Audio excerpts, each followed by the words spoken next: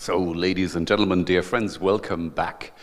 Welcome to the second round of our event on artificial intelligence and cybersecurity. I'm Roland Freudenstein. I'm the Vice President of GLOBSEC and the head of the GLOBSEC Brussels. And it's my pleasure and honor to moderate the second round here.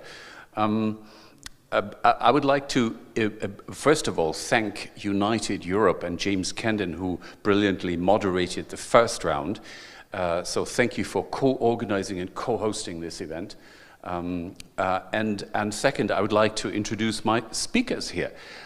We have José Marie Griffiths, who is the president of Dakota State University. Welcome at this event. We have Andrew Lee from ESET, which is a cybersecurity firm. Welcome to the panel. And last but not least, right here in person, a rarity these days, in person in the studio is Riho Terras, who is an Estonian member of the European Parliament and a former Commander-in-Chief of the Estonian Defense Forces. So three excellent speakers to focus more on strategies and solutions, and political solutions to the problems that we've already been discussing in the first round in the nexus between artificial intelligence and cybersecurity. And I would just like to start with three personalized questions to our speakers, and then you in the Lithuanian permanent representation assembled here, and also, of course, our viewers are very welcome to ask questions. Or make short comments. I want to emphasize that I very much tolerate short comments as well as questions. So let me start with José Marie Griffiths, the president of Dakota State University, and ask you if you look at the whole picture, based on what we've heard in the first round, how can we best utilize artificial intelligence for a positive contribution to cybersecurity? So what's the upside of AI in cybersecurity? The floor is yours. Okay, thank you very much, and thank you for inviting me to participate today on what is a very, very important topic. And as one editorial comment before I answer your question, it's really not just the use of AI for cybersecurity, but we have the opposite. We have the need for cybersecurity for AI. So these two are very, very much intertwined, and I think that emerged from the first panel. The advantages of AI in cybersecurity, one of the great benefits of artificial intelligence and machine learning is we can rapidly analyze millions of data sets. These intelligences and machine learning can learn continuously, so they don't stop learning, or they don't stop and start learning. And they're very, very good at potentially identifying threats and helping prepare us for responding to threats. So AI can help distinguish between, if you like, good bots, like search engine crawlers, bad bots, and humans, and can determine what types of potential threats there are. They can also help organizations and governments determine what their IT asset inventory is, so that you can begin to see where you need to put resources if, in fact, you're under attack. And they can help predict where artificial intelligence can be most usefully applied. However, as we heard in the earlier session, creating new applications for artificial intelligence and machine learning does create new vulnerabilities. We've talked about them. They've come up this morning: the data poisoning, the tampering of categorization models, and then backdoors becoming open. And so I do think there is an upside, but I think that we have to balance this with some real attention to the security or the cybersecurity of AI applications from the beginning. I always tend to say that AI in cybersecurity in software applications was also always one of the last things to be considered. And with the right way, the security of the test data, the security of the models, etc., the security of the systems from the beginning. And in order to do that, we are going to have to develop best practices. We're going to have to conduct more research and we're going to have to develop standards and protocols as well as new regimes for accountability and liability. So I'll stop at that point. I could say a lot more, but that's a brief summary.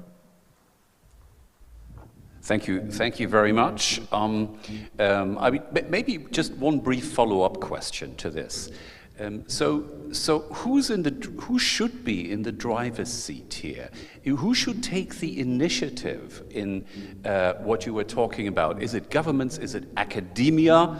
Is it business? Is it concerned consumers and citizens? Who should be the force that should actually take the lead here? Thank you. I'm glad you asked that question.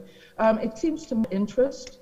We should strengthen the collaboration between government, private business, and academia. All of them working together in collaboration, and also in collaboration with international allies on these things. Large projects, the protection of critical infrastructure, which is probably one of our biggest cybersecurity needs, and the protection of personal data, wherever those data exist, is very important. And I think it's the responsibility of the collective groups bringing forward their respective strengths, because none of us, not a single part of society has a sufficient workforce and all the sufficient funds to be able to do this on the kind of scale that it needs to be done. Thank you so much. Let me now turn to Andrew Lee, and let me take a slight detour here and talk about ads, because I mean, as we all know, one of the most unnerving aspects of actually using the internet these days can be the ads. So, Andrew, in an interview which is on the ESET website, you actually said that your most hated malware is adware. And I do believe that there is an artificial intelligence aspect to that as well. So could you elaborate a little bit and talk to us about the possible downside of this, this aspect of artificial intelligence?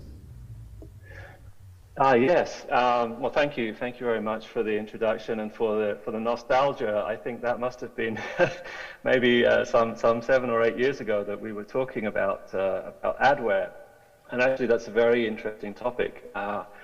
The reality is that at the time, adware was a very prevalent sort of maliciously distributed type of interference, let's say, potentially unwanted programs and so on, and browser toolbars which took really a lot of data about the user and invaded the privacy quite severely. And those were used to really become revenue streams for the advertisers. And then there was a lot of work that was done in various groups, anti-adware groups, that were really able to kind of close some of that down. But of course, with the advent of the sort of extreme advances in processing power, it allowed machine learning to become the engine for far more personalized and far more targeted advertising, let's say. So, we talk about advertising as if it's something you might sort of see on a billboard, but actually advertising is really something that is now integrated with your digital identity in a far more personalized way than you would probably imagine. And I'm often asked the question, is Apple or Google or Facebook listening to my phone? And the answer is no, because they don't need to.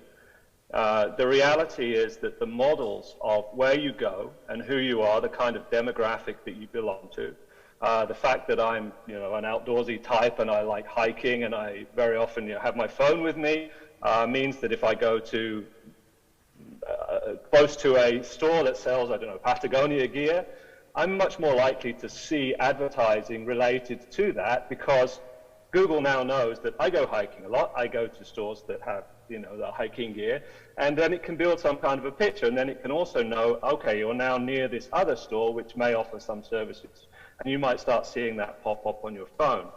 And the reality is that you think, oh, I've spoken about this and it's on my phone. But the fact is that Google already knows, because of where you are, who you are, and what you do. Those are the reality. And I call this the only Google knows I'm gay problem. You know, this is actually quite a difficult problem for people who are involved with privacy and citizen privacy to take to a little bit more serious note, to actually see that the uses of AI, while it is beneficial, it's great that I can go somewhere and be advertised to something that I might not know about, and it's much more personalized and relevant. On the other side of that, there's a tremendous amount of personalized information about me that might be available to a, let's say, non-democratic government in the area where I am living or I'm visiting, that could have a very negative side. So when we talk about, you know, adware in those days are really gone, and now it is very much driven by large-scale data machine learning, and that is really where we sort of see the technology in almost everything has moved towards the use of machine learning models in processing huge amounts of data about us, about our environments, about our relationships, about our interactions, and about our knowledge as well. Like the level of knowledge we have about something will also affect what the algorithms will present to us. Let's say the level of difficulty if they're advertising some kind of educational services or something like that. So there's a lot of information that isn't widely known about us, that maybe we don't even realize ourselves, which is available now to advertisers. Thanks, Andrew. Let me just follow up with the question: what does that mean for the future of adware and machine learning in this context? I mean, how do we limit it, or should we regulate it at all? I mean, let's not forget that, you know, these big tech companies go to great lengths to offer us services. I'm sorry, you've been muted. You have to repeat that. Okay. Can you hear me now? Yes, I hear you now. Great. Okay, so big tech goes to great lengths to offer us services for free that do require a certain investment, and there has to be some kind of return on investment. So taking that into account, Andrew, how would you go about limiting, regulating this kind of adware? Yeah. You know, that's of course the billion-dollar question, and whoever solves it will probably make $1 billion very quickly.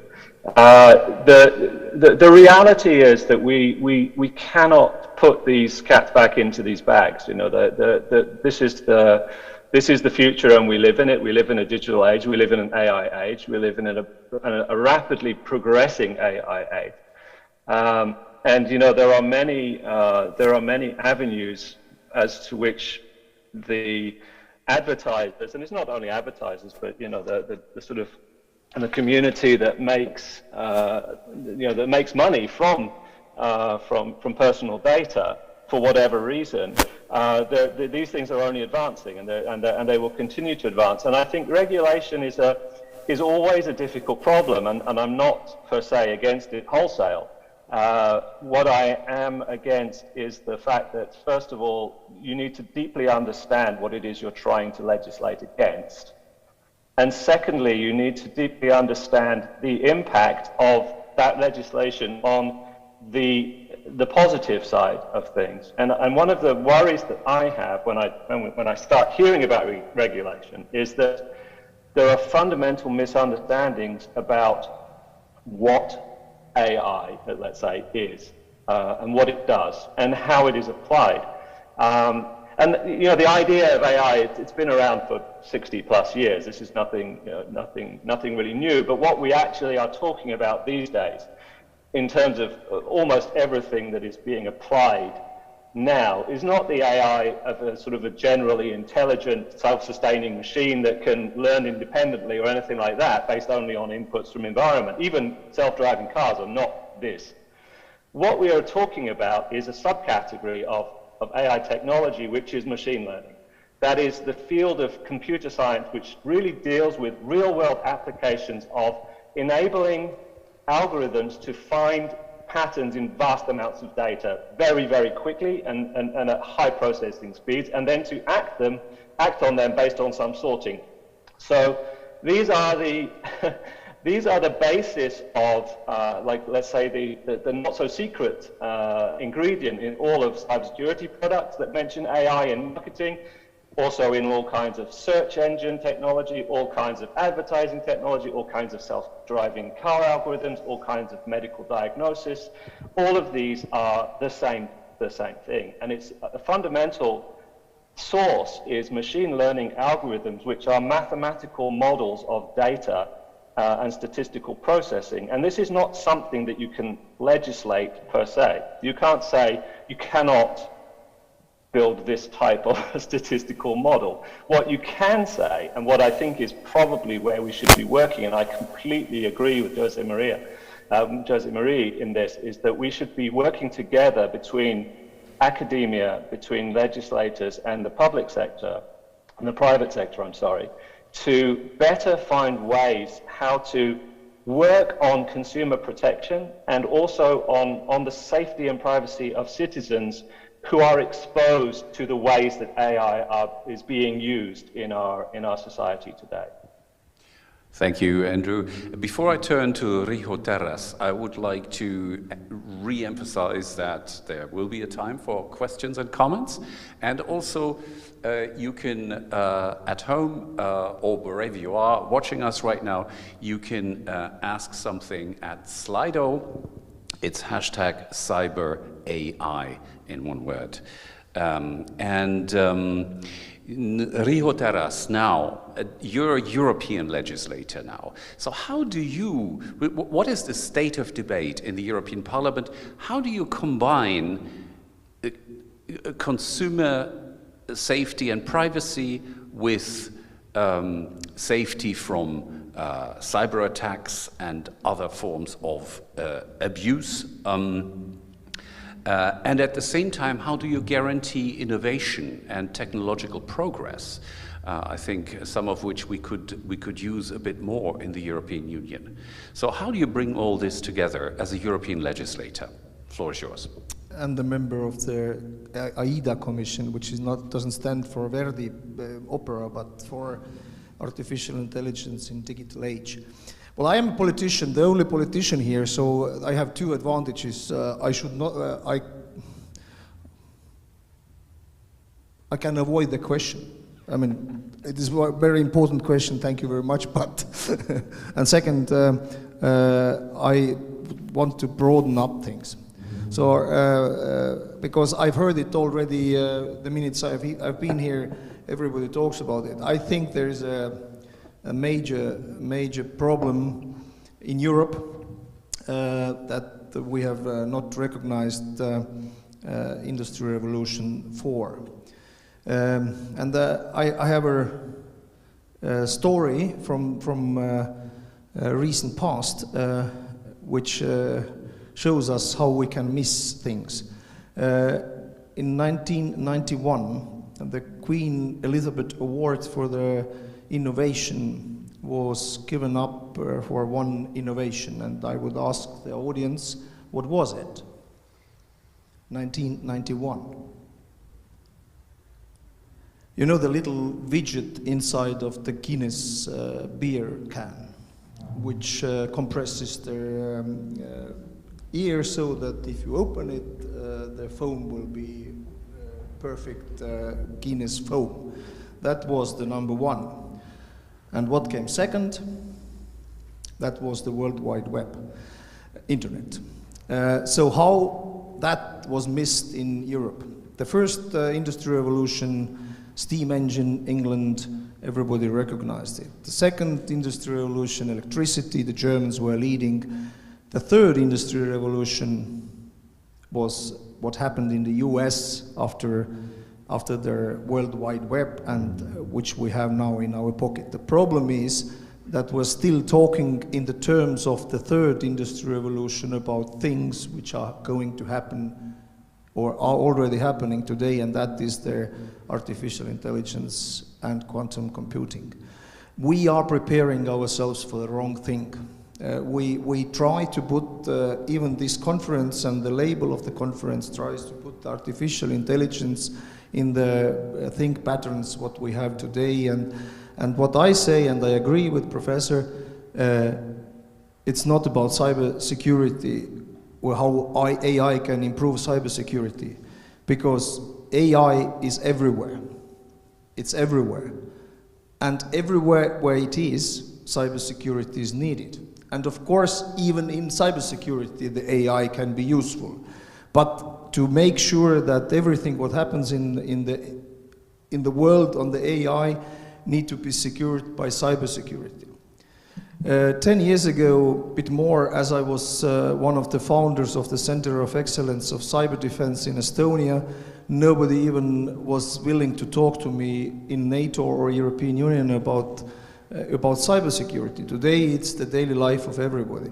But how can we manage now to make the jump, which I guess today China is making, even not the US? Perhaps US is far enough with the artificial intelligence, but China is for sure one of the leading nations in the fourth industrial revolution, which is ongoing or coming as soon as the quantum computing comes. That is, we need to change our educational system. I have two sons. One is 28, the other one is 16. And I remember my own days at school in the Soviet Union that times. My sons went to a British school in Berlin, they went to Dutch school, they have been to Estonian school, and what they do, their teaching at school is still from the first revolution, first industrial revolution. We do the same things with the children at school, which we did 100 years ago.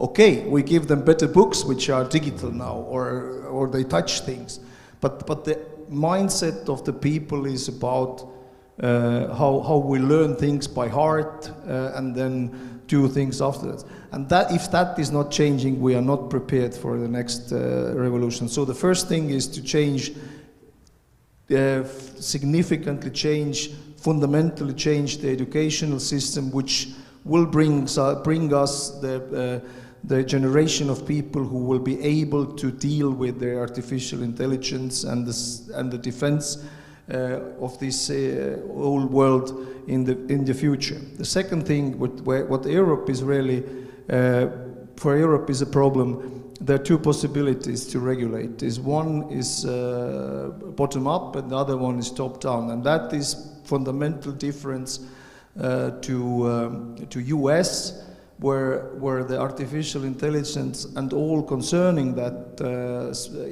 cyberspace is regulated from the bottom up. So if it's needed, then the people come together and try find regulations. In Europe, we start before we have anything, we already start to regulate. And if you look at the current AI report, which we are drafting in the European Parliament, it's all about how we regulate. We are afraid. The problem is people are not recognizing that AI is not dangerous. Everything is dangerous. Nuclear weapons are dangerous if you use them, if you misuse them, but AI is helping people. But if your main paradigm is AI is dangerous and whatever we do we need to regulate, then you will not come to an innovation in this field. And then you will not invest enough.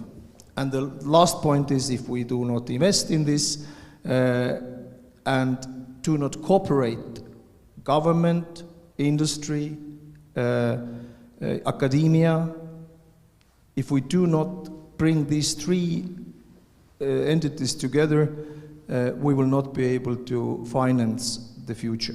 That is my first point. Thanks very much. Let me just follow up with one question we got from the audience. So can there be and should there be such a thing as a right to freedom from AI?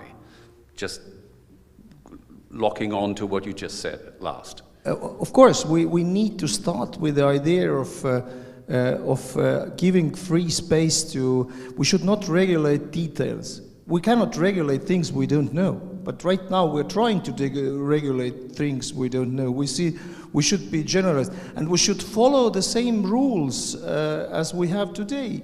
If you are conducting crime, you will be punished. I mean, whatever crime you do, if you do it in the cyberspace, then you are a criminal as much as you are in hitting people on the street. So I'm sure the baseline should be free market.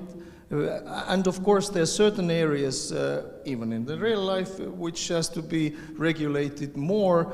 That all what concerns national security and using AI in these areas. But for me, as a legislator, I have too small willingness in the European Parliament too much willingness to regulate and not really to support. And that brings Europe to a competitive disadvantage against US as much as against China. Yeah, I'm glad you mentioned China because my next question is on that topic. We've been also during the first round hearing a lot about ethical standards that should guide the use of artificial intelligence. Well, I mean, we can decide for us the best ethical standards in the world. We can also have a much better education system for our kids in terms of AI and cybersecurity. But what if China has a completely different idea of such ethical standards? Well, how would you answer that? Well, they do have. They do have it even without artificial intelligence. I mean, they are in the difficult value base, and somehow we're dealing with it. I mean, this is the communist dictatorship, and we have Europe here. I don't see significant difference in the cyberspace in there. The same applies here as it is. We do well. Quite honestly, if people are not free, they cannot innovate.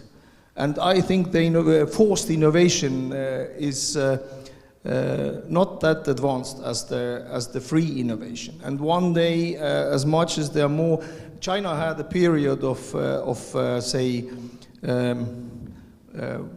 what is the English word for that? Khrushchev brought it to Soviet Union. You mean opening up? Opening right? up, yes. They had a period of opening up. They got all these technologies up and running. Today, they are closing down again. They're closing down to that much that they even try to have their own internet. And that is, of course, brings them to disadvantage. So I just trust the European value base and ethics, and they always will violate with the understanding which we have, but we need to follow the same rules we do in nuclear weapons, in other weapons with AI. And I think we need to really think about how we control the people who are trained to be very good in this AI. So I would give a weapons license even to a computer specialist to have a control of them, where they do and what they do. Excellent idea, says the former Commander-in-Chief. Jose Marie, can I ask you for a small comment on the role of education here? Oh, absolutely. I mean, education is the critical resource to allow any country and any organization to be successful with its applications of AI and machine learning. We have a very different educational system in the United States from in Europe. There are similarities, but it's very difficult actually to have a completely top-down approach to education in the United States, because the states largely govern the educational process until universities, and even to some extent beyond that. But we need to educate people more, and to me that means a kind of change in the structure of education to encourage more young people into the STEM careers, science, technology, engineering and math careers, which unfortunately have been dwindling and slowing down in the United States. So there are a lot of things the federal government can do. It can give scholarships and fellowships for people to study in certain areas. It can help provide a special training for teachers so that they can engage more and they can educate people more. And then we do have, I think we heard in the first session about workforce development initiatives beyond traditional education, where we heard about reskilling and upskilling in the workplace already. And we're now seeing a major push in the United States for similar workforce development programs with micro-credentials of digital badges that stack into competency-based certificates and so on. So there is a large-scale movement in this direction. But the last piece of this, I think, is just educating the consumer to some extent. Andrew talked about this. I think we do need to have generally people be more aware of what artificial intelligence is and what it's not. And people have ideas of, robots coming, humanoid robots coming in, and I know there are some that are developed, coming in and taking over their jobs and pushing them out from the world that they know, and people get scared.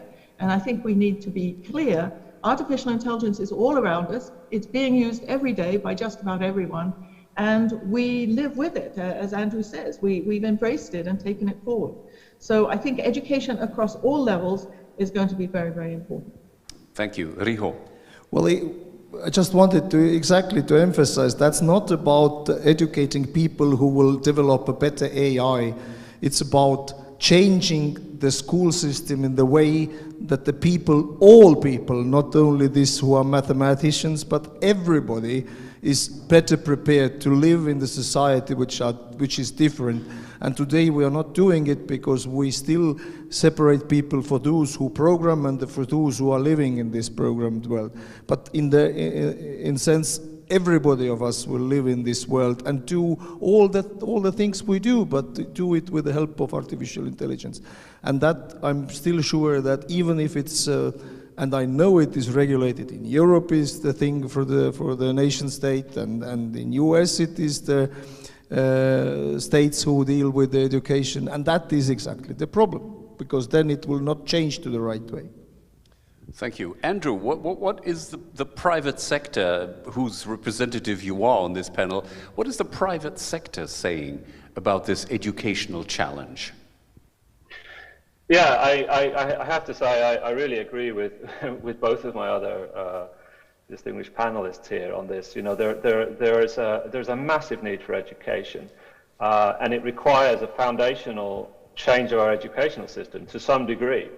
The other thing, the thing to realize, I think, is that I am of the generation, as we all are, I am assuming on this panel, that grew up without the internet, and that we grew up without pervasive computer technology, and therefore we grew up without the computer revolution.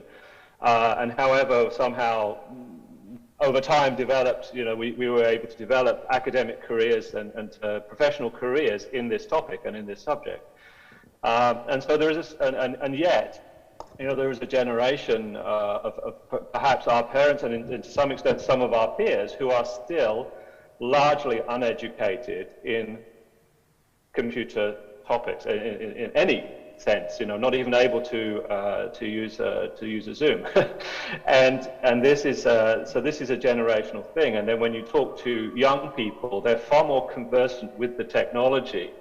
Now they may not be conversant with the risks, and this is one of the issues. And I think this is where the educators need to sort of have a bit more of an ear to the ground on what is really happening, because if I talk to young people about blockchain technology and NFTs and Bitcoin trading, many of them will know very, very well. However, they won't know the basic security measures needed to secure their, let's say, Bitcoin wallet. So there's a discrepancy between the understanding of what the technology does and how to use it, and how to secure yourself from the risks that it presents. And I think this is the challenge for education, and this is where we're trying to help. This is what we're trying to provide information and training and teaching on publications and research, and actually working with universities, working with young people on educating them on the risks that the technology poses towards them, and how to safely navigate that that treacherous water. Exactly, and that last thing you said is actually what I was trying to get at. Some form of strategic public-private partnership on these massive, enormous educational challenges ahead of us in the context of artificial intelligence, cyber, and so on. Can I say also, I think that this is one area where actually legislation can be useful. If you start to work on legislation that let's say mandates the European member states to put funding and money into cybersecurity education in schools, and I don't say that as a, clearly I have a conflict of interest to some extent. I work for a cybersecurity company, but the reality is that we have a dearth of knowledge in the field from not only the teachers, but also the academicians in the universities, and right down into the youngest children in the Mateřská škola. So we have a very big challenge, and instead of saying, okay, let's take a narrow piece and try to legislate against some specific use cases, which is very difficult to define when we talk about machine learning algorithms, to actually saying, let's try to do something that is a lot less popular politically, but perhaps more necessarily societally, which is to educate people on the broad range of risk and also the broad range of use and the positives of AI. We all have it. We cannot be free from it. It exists. We use it every day, as Marie says, and we need to simply think about. And this will come with generational change. We need to think about how do we educate people to live with it, and how do we live in a digital age where everything is, our digital body is defined by machine learning. Riho. Well, I just wanted, I already talked about the educational system. I just wanted to you hear? I hear you now. Yeah. Didn't want to talk any more about education. I mean, we need a new generation, and the cybersecurity is just hygiene as washing hands or brushing teeth today. But I wanted to bring another topic where public sector and the private sector should start to work together much better, at least in Europe. I'm not that aware about the US, but that is the AI. To develop AI for our benefit needs data, and how we control data, how we do it in the way that their private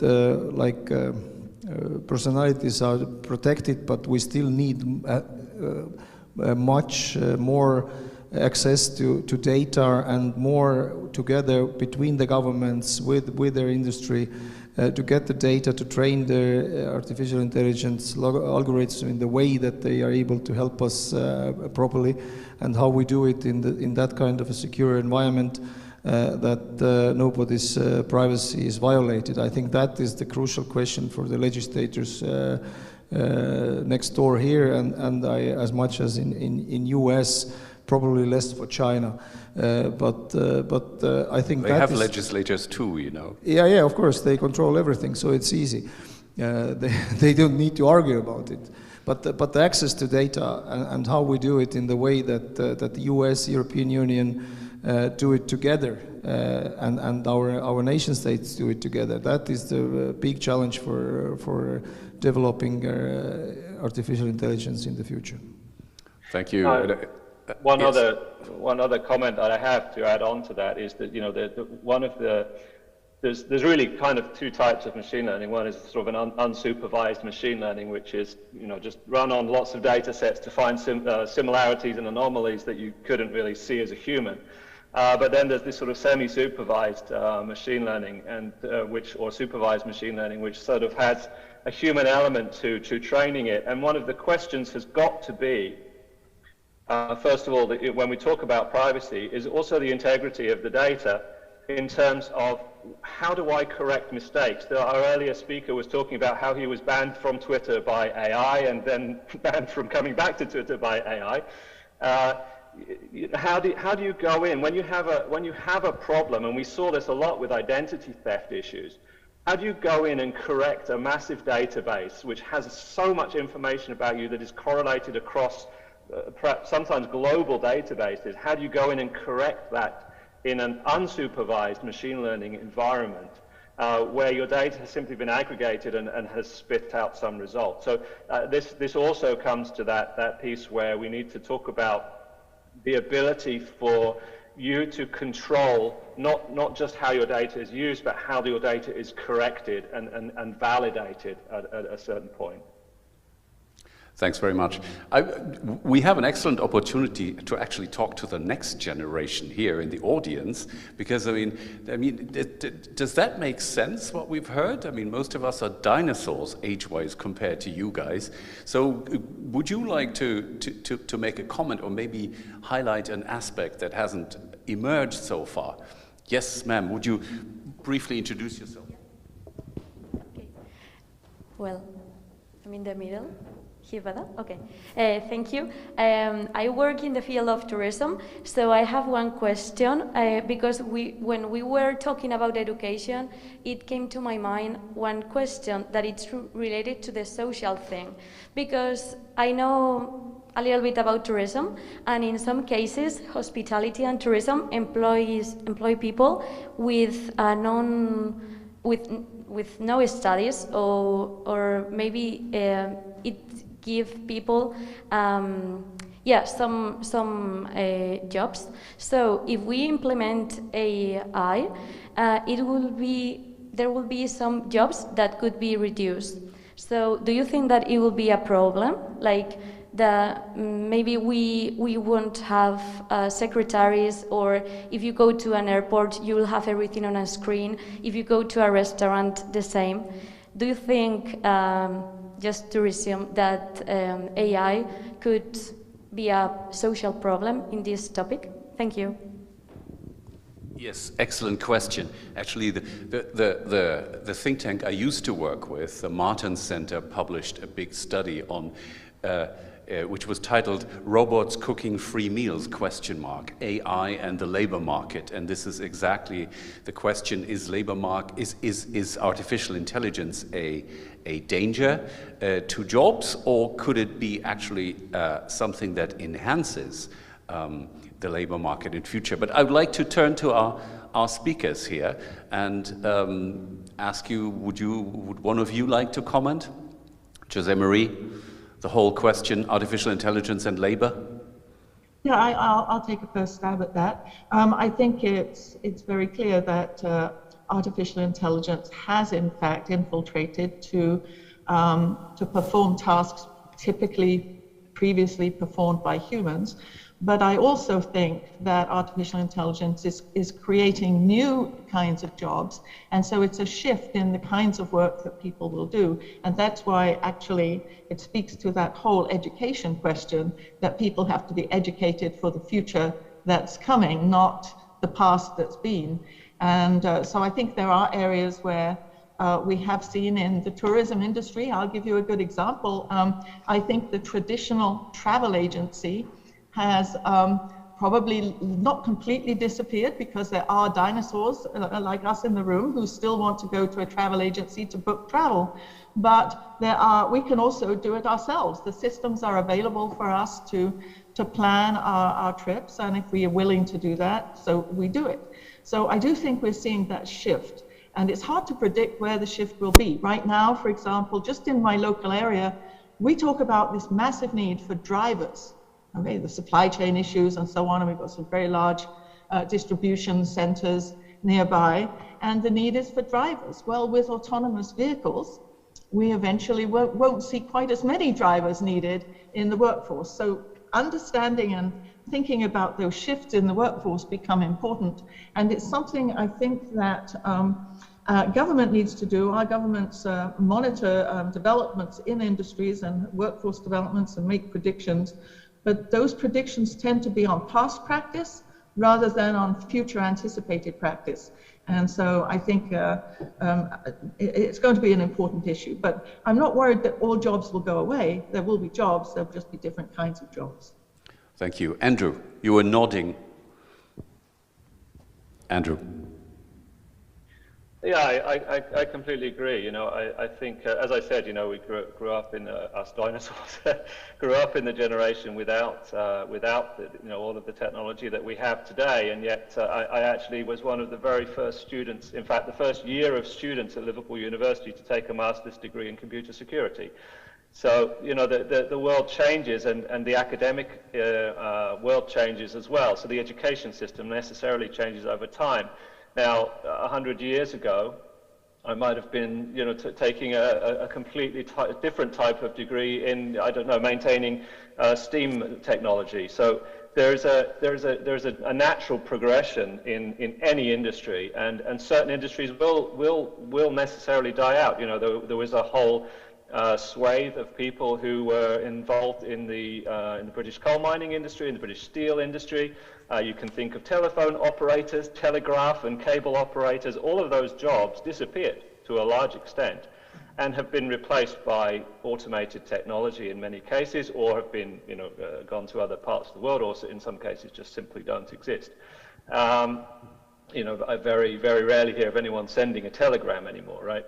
So you don't need that person to type it there. That doesn't mean that, and I think as Maria said, it doesn't mean that there aren't going to be jobs available. It just means that the nature of work changes and the nature of what we do.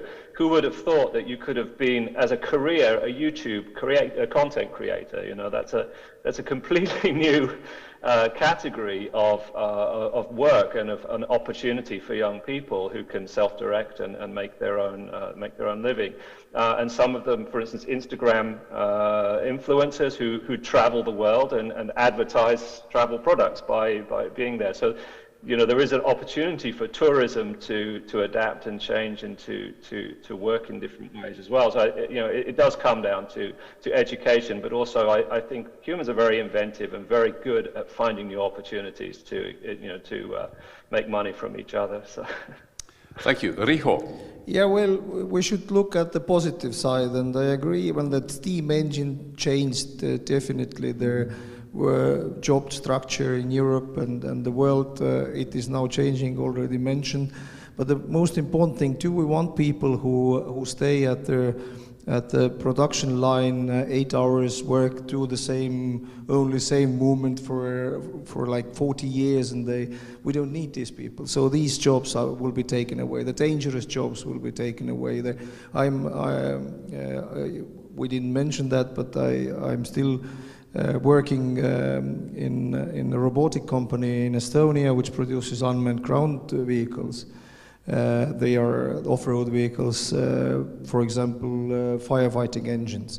We don't need to send human beings to high-density conflicts or to their flames. We can send the robots, and these people can do something else. I mean, program these machines. That would be a very useful job for them, and they're actually better paid. So soldiers will lose their jobs too. That would be nice. I really hope so, but says the former general. but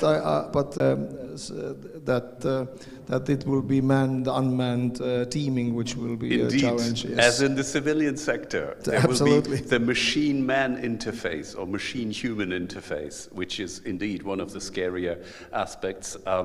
But yes, well, we'll have to try to keep abreast of all these developments. And I think if there are no more questions here, then I think we should wrap it up at this point. Let me just try to selectively give you a couple of takeaways of this.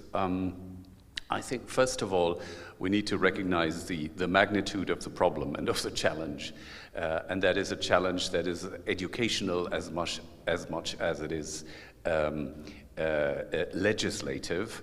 And it certainly requires stepping back, looking at the big picture, and seeing the nexus between artificial intelligence and cybersecurity and all the other aspects, from our future prosperity to our security to our privacy, that are coming towards us in the future. So recognizing the severity. And the second takeaway maybe could be that it will take a what is so beautifully called a multi-stakeholder approach. What does that mean? It means very simply that the private sector, business, consumers and citizens, and parliaments, legislators, authorities on so many levels, from the European Union to national governments to regional and local governments, will have to cooperate, will have to coordinate, will have to jointly address the challenges ahead of us. And I would maybe at the end say that we can forever ask, is artificial intelligence playing a more positive or more negative role in all these questions, from cybersecurity to all the other challenges that we're looking at? And I think ultimately we can discuss that till we're blue in the face. It won't take us much further. What we need to do is take a constructive and positive approach, and do all this in accordance with the values that our democracies are based on. So with that, on that happy note, I hope, I would like to thank all our speakers for joining us here. Thank you for being with us virtually, and you have earned yourself a glass at the reception. Sorry, I can't say that for our friends and colleagues online. I would like to thank United Europe and James Candon for co-organizing this event. I'd also very much like to thank the Lithuanian Permanent Representation for giving us this beautiful locale for such a debate. And frankly speaking, some of you might actually remember the final scene of 2001, A Space Odyssey, which is very much about artificial intelligence and a couple of other future challenges. And when I look at this room with its elements of late 18th century furniture and decor, and I look at the topic that we've been discussing, well, there it is. Stanley Kubrick says hello. And on that happy note, I would really like to conclude this debate. Also thank Krzysztof Bulski and his team for making this technically possible, and invite you for a glass. Thank you very much.